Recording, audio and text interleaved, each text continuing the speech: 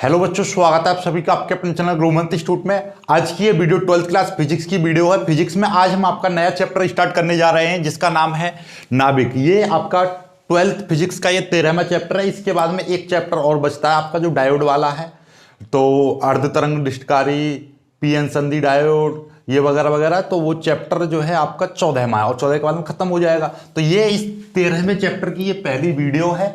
इस वीडियो में आपका ये नाभिक चैप्टर का नाम जैसे कि पता है, नाभिक जैसे द्रव्यमान क्षति और युग्म विनाश, युग्म विखंडन, ठीक है। तो ये टॉपिक्स पढ़े जाएंगे। तो एक एक करके हम सभी को स्टार्ट करेंगे। शुरुआत करते हैं, हम नाभिक से ही शुरुआत करते हैं। यदि पहले हम बात करें बेसिकली इस चैप्टर के बारे में, तो ये नाभिक के बारे में तो हमने कल जो इससे पहले जो हमने एक वीडियो बनाई थी, यानी इससे पहला जो चैप्टर था 12वां, उसमें बताया था नाभिक के बारे में, अल्फा कण विकिरणन वगैरह वगैरह उसमें समझाए थे। तो जिन्होंने वो वीडियो नहीं देखे तो वो जाकर देख लें। वो चैप्टर एक ही वीडियो में खत्म कराया है हमने। तो अब आते हैं हम अपने नाभिक पर। बेसिकली कि नाभिक होता क्या है वो समझते हैं पहले। नाभिक होता क्या है, नाभिक कैसे अस्तित्व में आया, कैसे पता चला, किसने इसकी खोज की, उसके बारे में बढ़ते हैं। नाभिक को पढ़ते हैं सबसे पहले, तो फिर उसके बाद में काफी इंपॉर्टेंट चीजें कराऊंगा आज। तो देखिए, तो नाभिक से पहले हम थोड़ा सा बात करते हैं। देखिए, रदरफोर्ड थे। रदरफोर्ड ने 1911 में, रदरफोर्ड की एक पूरी टीम थी, इनके साथ में 2 वैज्ञानिक और थे, सहयोगी वैज्ञानिक, ठीक है। लेकिन हम सीधे सीधे रदरफोर्ड की बात करते हैं। रदरफोर्ड ने एक स्वर्ण पत्र का परमाणु लिया, यानी सोने की एक बारीक पत्ती ली, यानी सोने का एक परमाणु लिया और इस पर अल्फा किरणों की बौछार कर दी। जैसे ही इन्होंने अल्फा किरणों की स्वर्ण पत्र पर बौछार की तो इन्होंने देखा कि कुछ अल्फा किरणें सीधी निकल गई, कुछ किरणें अपने मार्ग से विक्षेपित हो गई। इसी घटना को हम अल्फा कण विकिरणन कहते हैं। यानी विकिरणन का मतलब क्या होता है, बिखराव, यानी अल्फा किरणों का बिखराव। कैसे हुआ, जब हमने की यानी रदरफोर्ड ने अल्फा किरणों की बौछार स्वर्ण पत्र के परमाणु पर की तो उन्होंने देखा अल्फा किरणें कुछ सीधी निकल गई, कुछ अपने मार्ग से विचलित हो गई। इसी घटना को हम अल्फा कण विकिरणन कहते हैं। अब इससे हुआ क्या था, अल्फा कण विकिरणन से, अल्फा कण विकिरणन के द्वारा ही नाभिक का पता चला था। कैसे पता चला था वो समझते हैं कि जब परमाणु पर, ये काला वाला दिखाई दे रहा है, ये परमाणु है। जब परमाणु पर, स्वर्ण पत्र के परमाणु पर अल्फा किरणों की बौछार की तो देखा कि कुछ किरणें, ज्यादातर किरणें, कुछ नहीं ज्यादा से ज्यादा किरणें सीधी निकल गईं। तो इससे पता चला कि भैया परमाणु का बाहरी ज्यादातर भाग कैसा होता है, खोखला होता है। तो सबसे पहले कैसा पता चला, एक निष्कर्ष निकाला इन्होंने कि परमाणु कैसा होता है, खोखला होता है। कैसा होता है, खोखला होता है। परमाणु का अधिकांश भाग कैसा होता है, खोखला। क्योंकि भाई मैं, जैसे मेरी ये ऐसे है, अब मैं ऐसे करके करा तो टकरा के नहीं वापस आ जाए। मैं एक समझिए गेंद मैं से फेंकूं, इससे टकरा के वापस आ जाएगी। लेकिन जब यहाँ पर कुछ नहीं, मैं हाथ नहीं लगाऊं, फेंक दूं, आगे चली जाएगी। तो मतलब क्या कि यहाँ पर सीधी निकल गई, तो मतलब इसमें कुछ भी चीज नहीं, खोखला है एकदम। फिर इन्होंने क्या किया, किरणों को फिर और पास लाते गए। पहले तो बाहर की ओर, फिर अंदर की ओर ले जाते गए, तो देखा अंदर की ओर जैसे जैसे ले जाते जा रहे हैं, तो जैसे जैसे और बीचों बीच से में लेके गए तो वहां से कुछ किरणें विक्षेपित हो गई। तो इससे उन्होंने निष्कर्ष निकाला कि भैया बीचों बीच में कुछ ना कुछ चीज तो है, कुछ तो चीज है जिससे कि ये किरणें बिखर रही है। चलो देखते। तो बीच में पता चला कि बीच में इसका भाग कैसा होता है, ठोस होता है, जिससे किरणें टकराकर इधर उधर जा रही हैं। एक निष्कर्ष ये निकल गया कि भैया जैसे ही इन्होंने बीच में डाला तो बीच में, और फिर तीसरा निष्कर्ष इन्होंने और डाला बीचों बीच में, तो देखा कि ये जो ठोस भाग है ये बहुत छोटा होता है। ये ठोस भाग कैसा होता है, बहुत ही सूक्ष्म होता है। कैसा होता है, सूक्ष्म। यानी कि ये जो टकरा के इधर उधर जा रही है तो ये बहुत ही छोटे से भाग में ही जा रही हैं, लेकिन अधिकांश भाग सीधा निकल रहा है। यानी कि ये भाग ठोस वाला ये थोड़ा कम है, यानी कि बहुत ही छोटा है। कोई इतनी बड़ी चीज है तो इसमें छोटा सा भाग बस केवल यहां पर है, बाकी सीधी निकल के जा रही है किरणें, इससे कोई मतलब नहीं। लेकिन यहां से बस ये थोड़े से और ये बस यहीं से लौट रहे हैं। और इन्होंने जब बीचों बीच में डाला तो जिस वेग से कोई किरण गई उसी वेग से वापस आ गई। तो मतलब भैया ये जो भाग है पूरा ठोस है। तब फिर इन्होंने यहां पर निकाल, भाई ये कुछ ना कुछ चीज है। तब इन्होंने इसको नाम दिया था नाभिक। क्या बोला था, नाभिक। तो मतलब क्या है, फिर जब इसको नाम दिया था नाभिक, मतलब क्या, मतलब ये कि परमाणु का अधिकांश भाग खोखला होता है और परमाणु का समस्त द्रव्यमान या परमाणु के अंदर एक सूक्ष्म भाग होता है, सूक्ष्म व ठोस भाग होता है, जिसको हम नाभिक कहते हैं। और परमाणु का समस्त द्रव्यमान इसी नाभिक में केंद्रित रहता है। अर्थात भाई जब चीज खोखली है तो यहां पे तो कोई वजन नहीं रहेगा, तो इसका जितना भी द्रव्यमान है इसी ठोस भाग में रहता है। परमाणु का, पूरे परमाणु का जो द्रव्यमान है वो किस में रहता है? इसी ठोस भाग में रहता है। ये बताइए, क्योंकि भैया जब ये चीज खोखली है तो खोखली में तो कोई द्रव्यमान नहीं रहेगा, तो ये बाकी यहां पे यहीं पे ठोस, तो इस पूरी चीज का द्रव्यमान यहीं पर है, राइट। तो चलिए ये चीज पता चल गई। तो समस्त द्रव्यमान, परमाणु का समस्त द्रव्यमान उसके नाभिक में केंद्रित रहता है। ये भी किसने बता दी? रदरफोर्ड ने बता दिया। ओके, तो ये सारी चीजें समझ में आ गई। अब भाई जब ये 1911 की बात थी तो चलो कोई बात नहीं, क्या जब कोई चीज, नई चीज खोज लेते हैं तो आदमी उसे देखता है। मान लीजिए तुम अपना एक नया मोबाइल ले आओ और घर में तुम्हारे में काफ़ी सारे बच्चे हैं, आपके भाई हैं, भतीजे हैं, छोटे भाई बहन हैं, ठीक है, तो उनके लिए नया मोबाइल लेकर आए, तो उसे मोबाइल तुम रखे जाओगे तो वो छोटे वाले बच्चे उसको चला के जरूर देखेंगे, हाथ में लेंगे, नई चीज आई है। टीवी ले आओ, सब देखने को बैठेंगे। होता है, मतलब ये तो जनरली चीजें हैं जो आदमी के स्वभाव में रहती हैं। तो ऐसे ही जब नाभिक की खोज होगी तो भैया और भी वैज्ञानिक भाई क्या खोजा है होता ना, देखिए भैया क्या क्या क्या है, क्या लेके आए, क्या पता करा, क्या खोजा, तो ऐसे वैज्ञानिक पहुंच गए। तो वहां पे एक वैज्ञानिक थे रदरफोर्ड, वो गोल्डस्टीन। कौन से वैज्ञानिक थे?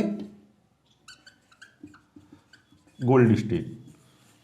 तो भैया इन्होंने क्या किया कि भैया नाभिक खोजा है, अच्छा जी चलो देखते हैं नाभिक में क्या। भैया जब लोग नाभिक की खोज हो गई तो गोल्डस्टीन आए, भैया क्या खोजा है, तो इन्होंने इसमें एक धनावेशित भाग की कल्पना कर मारी।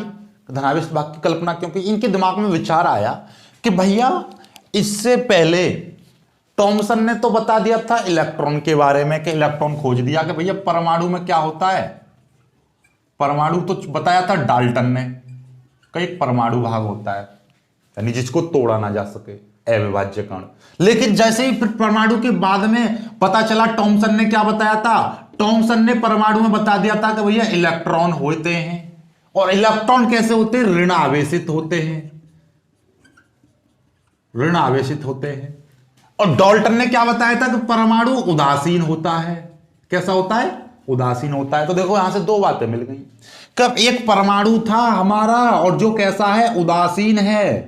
परमाणु कैसा है? उदासीन, यानी इस पर जीरो चार्ज है। लेकिन टॉमसन भैया कह रहे हैं कि इसके अंदर इलेक्ट्रॉन है। क्या है? इलेक्ट्रॉन है। और इलेक्ट्रॉन कैसे होते हैं? नेगेटिव होते हैं। टॉमसन ने बता दी। तो भैया गोल्डस्टीन ने बताया और रदरफोर्ड ने यह बताया कि यह कैसा, परमाणु का अधिकांश भाग खोखला होता है और इसके बीचों बीच में यह भारी होता है, यानी ठोस होता है। चलो, तो फिर विचार लगाया कि भैया बाहर से तो ये उदासीन है, इस पर जीरो चार्ज है, अंदर से इसमें इलेक्ट्रॉन भी है, यानी कि नेगेटिव चार्ज है, तो इसमें पॉजिटिव कहां गया? पॉजिटिविटी तो होगा। सही बात है, बिल्कुल भाई। जब हम कह रहे हैं कि हमारे पास में हमारी जेब में कितना है, यानी कि हम कह रहे हैं कोई चीज है आपका, क्या भैया 10 रुपए हैं, जेब चेक करें तो 10 रुपए तो है ही नहीं है, तो मतलब 10 रुपए कहां गए? कि उनके कुछ चीज लेके खा ली या गिर गए। तो वही चीज कोई यहां पर क्या ये कह रहे हैं कि ये नेगेटिव है, तो नेगेटिव, और ऊपर से दिखा रहे हैं कि ये उदासीन है। तो मैं कह रहा हूं इसमें यदि 4 नेगेटिव है तो इसके साथ में 4 पॉजिटिव जरूर होंगे, तभी तो वो मिलकर जीरो बनाएंगे। जीरो चार्ज तभी तो रहेगा इस पर। तो मतलब, तो इन्होंने बोला कि भैया इसमें एक बात की, क्या इसमें कुछ ना कुछ पॉजिटिव चार्ज तो जरूर होगा। तो पॉजिटिव यानी कि जो धनावेशित भाग की कल्पना किसने की? गोल्डस्टीन ने बताया कि इसमें धनावेशित भाग होता है। तो रदरफोर्ड के कान थोड़े से खड़े हो गए कि भैया मैंने खोज की थी नाभिक की, और इसमें ये बोल रहे हैं कि भैया धनावेशित है। बात इनको भी समझ में आ गई कि रदरफोर्ड को कि भैया हाँ सही बात है, धनावेशित तो होगा। तो फिर इन्होंने जब फिर इसमें थोड़ा सा और विचार किया और गहन अध्ययन किया, तो फिर इन्होंने इस धनावेशित भाग का नाम दिया था प्रोटॉन। तब हुई थी प्रोटॉन की खोज। रिसर्च करने के बाद बोले कि हाँ भैया है प्रोटॉन। फिर इसके बाद में एक चैडविक आए थे, इन्होंने इसी में इन्होंने क्या देखा था? चैडविक ने 1H1 1H2 और 1H3 यानी कि हाइड्रोजन के समस्थानिकों को देखा कि भैया हमें जितना पॉजिटिव होता है उतना नेगेटिव होता है। ये तो बता दी रदरफोर्ड ने। लेकिन अब इसके द्रव्यमान की यदि हम बात करें तो, और ये भी बताया था कि नाभिक का, यानी कि जो परमाणु का सारा द्रव्यमान नाभिक में है। चलो ये भी इतना हम समझ गए। तो यहां से तो हमें पता चल रही है कि हाइड्रोजन परमाणु का ये पहला एक समस्थानिक है, प्रोटियम, ड्यूटेरियम, ट्राइटियम। तो प्रोटियम में कितना, एक इलेक्ट्रॉन है और एक ही इसका भार है। लेकिन ड्यूटेरियम में तो इसका क्रमांक तो एक है, यानी कि इसका इलेक्ट्रॉन की संख्या एक, इसमें प्रोटॉन की संख्या एक, लेकिन इसका द्रव्यमान तो 2 हो रहा है। फिर और आगे चलो, ट्राइटियम में देखने जा रहा है, इसका क्रमांक तो एक है, मतलब क्रमांक एक का मतलब क्या, इसमें इलेक्ट्रॉन भी एक है, प्रोटॉन भी एक है, लेकिन इसका द्रव्यमान 3 है। तो फिर बात गड़बड़ाई गई। क्यों? क्योंकि यहां पे तो यही तो बताया था कि भाई इलेक्ट्रॉन जो है आपका, इलेक्ट्रॉन इसमें नाभिक के बाहर पा रहा है और उस नाभिक में प्रोटॉन पा रहा है। रदरफोर्ड ने तो यहीं तक बताया था कि भाई जितना इलेक्ट्रॉन उतना ही प्रोटॉन है, चलो यहां तक उदासीन कर दिया। लेकिन जब इसकी द्रव्यमान की बात की गई तो द्रव्यमान में यह बताया था कि नाभिक, रदरफोर्ड ने नहीं बताया कि परमाणु को सारा का सारा द्रव्यमान उसके केंद्र में रहता है, नाभिक में रहता है। और नाभिक में क्या बताई थी, प्रोटॉन। जब तक प्रोटॉन नहीं पता थी, न्यूट्रॉन की नहीं पता थी। जब थॉमसन ने फिर इसका अध्ययन किया कि बेटा देखो कि हाइड्रोजन का, जो हाइड्रोजन के 3 समस्थानिक होते हैं, एक 1H1, एक होता है 1H2, एक होता है 1H3। तो इसका क्रमांक तो तीनों का 1 ही होता है, अर्थात इसमें इलेक्ट्रॉन प्रोटॉन तो तीनों में ही 1 एक एक पाए जाते हैं। एक इलेक्ट्रॉन एक ही प्रोटॉन, एक इलेक्ट्रॉन एक ही प्रोटॉन, एक इलेक्ट्रॉन एक प्रोटॉन, तीनों में एक इलेक्ट्रॉन एक प्रोटॉन पाया जा रहा है। लेकिन इसका जो द्रव्यमान संख्या है, एक है, इसकी 2 है, इसकी 3 है। तो ऐसा क्यों भाई? जब इलेक्ट्रॉन एक है तो उसमें प्रोटॉन भी एक होना चाहिए, प्रोटॉन एक है तो भैया इसका द्रव्यमान भी तो एक ही होना चाहिए। तो फिर उन्होंने एक और कल्पना की कि भैया इसमें, चलो तुम्हारी बात हमने मान ली रदरफोर्ड भाई साहब, कि इस नाभिक में एक जितना प्रोटॉन होगा तो नाभिक के बाहर उतना ही इलेक्ट्रॉन होगा, तो परमाणु उदासीन हो गया। तो पर इसमें कुछ ना कुछ ऐसी चीज तो है मौजूद पहले से जो इसके भार को बढ़ा रही है, लेकिन उसमें आवेश नहीं है। आवेश नहीं है तभी तो फिर उसके बाद में बताया, और चैडविक ने फिर उसका नाम रखा था 0n1 न्यूट्रॉन। यानी इसका आवेश तो कितना होता है, 0 होता है, ना तो पॉजिटिव चार्ज या नेगेटिव। इस पर आवेश से फर्क नहीं पड़ता, लेकिन द्रव्यमान पर फर्क पड़ता है। तो मतलब क्या कि इसका 1 होता है। तो यहां पर तो इसमें न्यूट्रॉन की संख्या 0, इसमें कितना, 1 न्यूट्रॉन होता है, 1 न्यूट्रॉन, और इसमें 2 न्यूट्रॉन पाए जा रहे हैं। तभी तो इसका, क्योंकि 1 प्रोटॉन और 2 न्यूट्रॉन मिलकर 3 बना दें क्रमांक, परमाणु भार। तो ये चीज यहां से, ये पूरा प्रोसेस ये था इलेक्ट्रॉन, प्रोटॉन, न्यूट्रॉन के खोज करने का। तो आई होप कि आपको बहुत ही इंटरेस्ट तरीके से समझ में आ गया होगा, और ऐसी चीजें होंगी जो बेसिकली आपको नॉर्मली नहीं मिल रही होंगी कहीं पर। ठीक है, चलिएगा। और फिर भी इससे रिलेटेड कोई भी डाउट है आपका तो कमेंट कर देना। ठीक है, चलो फिर आगे बढ़ते हैं अगली चीज पर, आगे समस्थानिक, संभारिक और बाकी पढ़ते हैं। महत्वपूर्ण टॉपिक है ये, इन पे से प्रश्न आएगा ही आएगा, एक डेफिनेटली आएगा आपके बोर्ड के एग्जाम में। ये देखिएगा, इंपोर्टेंट है ये, वेरी इंपोर्टेंट, वेरी इंपोर्टेंट और वेरी इंपोर्टेंट। टिक मार्क में या आपका बहुविकल्पी 1 नंबर का यहां से आज प्रश्न बनेगा ही बनेगा। सबसे पहले समस्थानिक क्या होते हैं, समस्थानिकों को समझते हैं, फिर संभारिक, फिर समन्यूट्रॉनिक।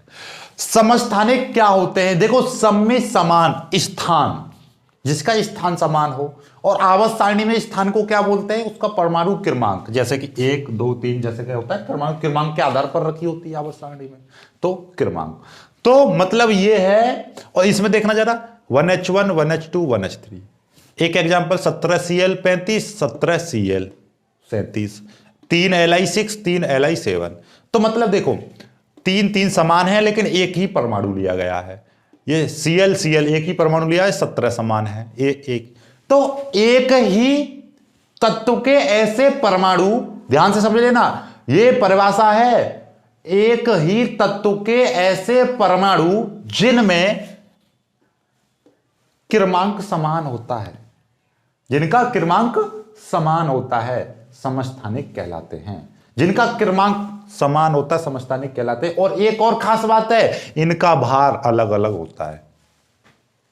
तो एक ही तत्व के ऐसे परमाणु जिनका क्रमांक तो समान, परंतु उनका द्रव्यमान संख्या भिन्न भिन्न होती है, समस्थानिक कहलाते हैं।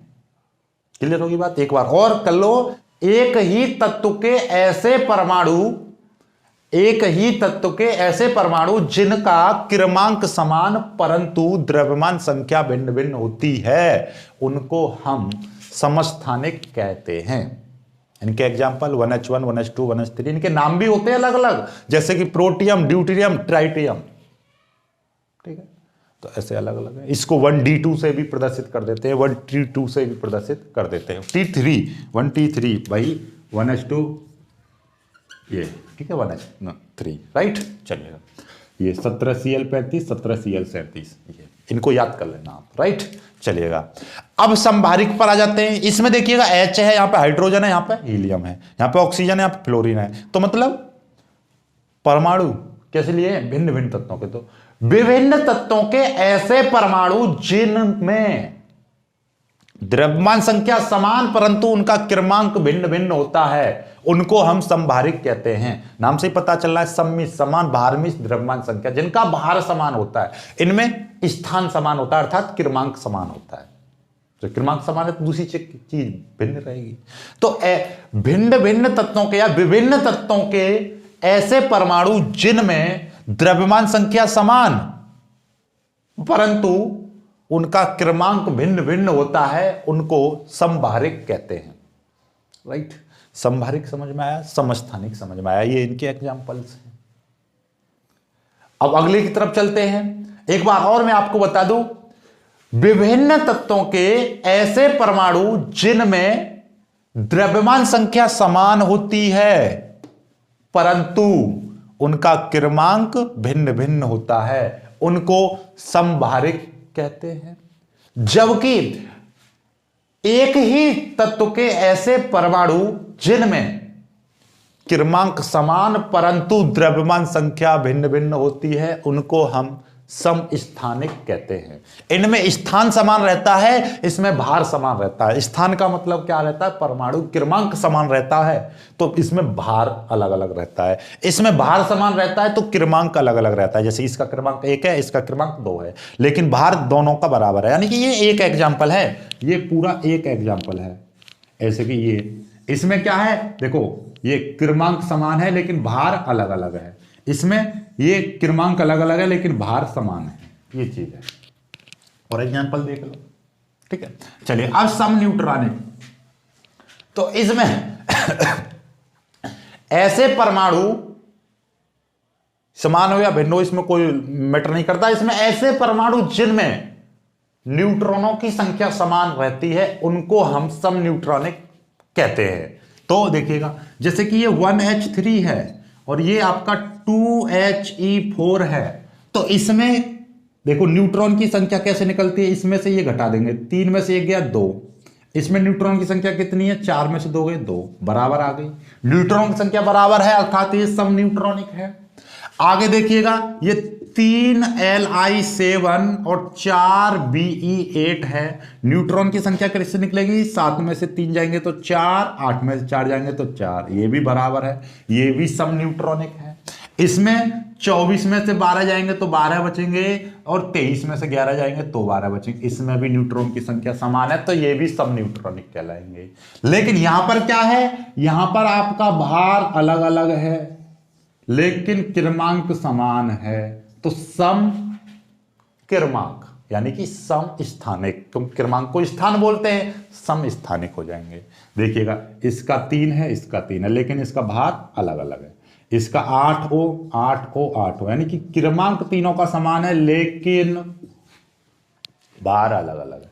यहां पर भार समान है, देखो 3 3, क्रमांक अलग अलग है, भार समान है, क्रमांक अलग अलग है। तो ये ठीक है। आई होप कि आपको ये जानकारी बहुत ज़्यादा पसंद आई होगी और ये वीडियो बहुत ज़्यादा पसंद आया होगा। पसंद आया है तो वीडियो को लाइक करना, अपने दोस्तों के साथ शेयर करना, जो बच्चे नए हैं वो चैनल को सब्सक्राइब जरूर कर लेना। और आपका लगभग हम 30 तारीख तक यानी दिसंबर तक तो फिजिक्स केमिस्ट्री का कोर्स लगभग कंप्लीट करा देंगे। यदि 1-2 दिन बचेगा तो वो आगे कर देंगे, लेकिन बचेगा नहीं ऐसा लग रहा है। और बाकी वीडियो को लाइक करो, अपने दोस्तों के साथ शेयर करो, और इसका दूसरा पार्ट कल अपलोड कर देंगे और तीसरे पार्ट में इसको खत्म कर देंगे, राइट। चलिएगा, तो बाकी मिलते हैं खूबसूरत सी वीडियो में, तब तक के लिए बाय बाय।